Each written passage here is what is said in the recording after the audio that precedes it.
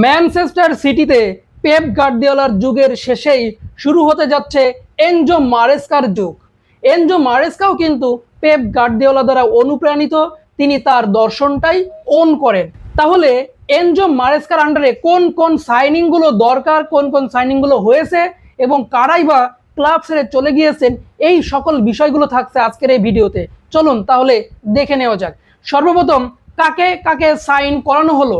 সর্বপ্রথম সাইন করানো হয়েছে এলিয়েট অ্যান্ডারসন। এই ইংলিশ মিডফিল্ডারের জন্য 116 মিলিয়ন ব্যয় করা হয়েছে, নটিংহাম ফরেস্ট থেকে তাকে আনা হয়েছে। বোঝাই যাচ্ছে যে এই মিডফিল্ডারের জন্য ম্যানচেস্টার সিটি কতটা অধীর আগ্রহে অপেক্ষা করতেছিল। তাকে দিয়েই আগামী দিনে মিডফিল্ড শাসন করতে চায় ম্যানচেস্টার সিটি।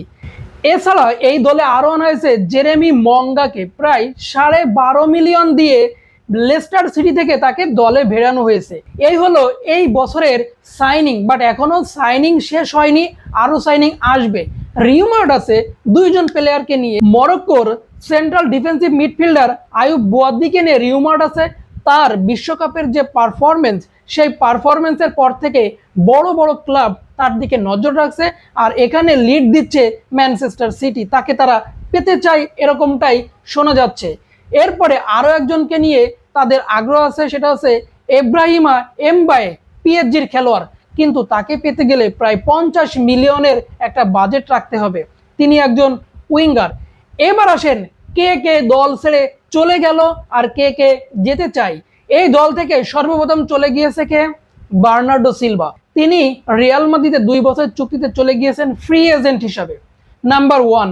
নাম্বার 2, এই দল থেকে চলে গিয়েছে আকেনজি। তিনি ইন্টার মিলানে 13 মিলিয়নে চলে গিয়েছেন। এরপরে ক্লাব থেকে চলে গিয়েছেন নাথানাকে ফেনারবাসে। এরপর জন স্টোন ফ্রি এজেন্ট হিসাবে দল ছেড়েছে। রিউমার্ড আছে চলে যাওয়ার তালিকায় সর্বপ্রথম আছেন রদ্রি। রদ্রি নিজের ইচ্ছা থেকেই রিয়াল মাদ্রিদে যোগদান করতে চাচ্ছে, কিন্তু ম্যানচেস্টার সিটির সাথে তার এখনো 1 বছরের চুক্তি বাকি আছে। চলে যাওয়ার রিউমার্ড আছে স্যাভিনোকে নিয়ে। স্যাভিনো টটেনহামে যাইতে চাচ্ছে। যদি টটেনহামে যাইতে চায় সেক্ষেত্রে ম্যানচেস্টার সিটি অবশ্যই তাকে ছাড়বে, কিন্তু আগে একজন উইঙ্গার সাইন করাবে। যদি এইখানে ইব্রাহিমা এমবায়েকে সাইন করাতে পারে তাহলে হয়তোবা স্যাভিনোকে ছেড়ে দিলেও দিতে পারে।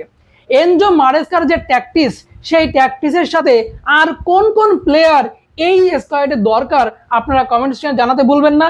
পরবর্তীতে ভিডিও আসবে এনজো মারেস্কার পুরো ট্যাকটিস এবং কি হতে যাচ্ছে আগামী দিনে, কিভাবে তারা শিরোপা পুনরুদ্ধার করতে পারে, সেই ট্রেবল কিভাবে পুনরুদ্ধার করতে পারে, সেইটা নিয়ে আলোচনা হবে।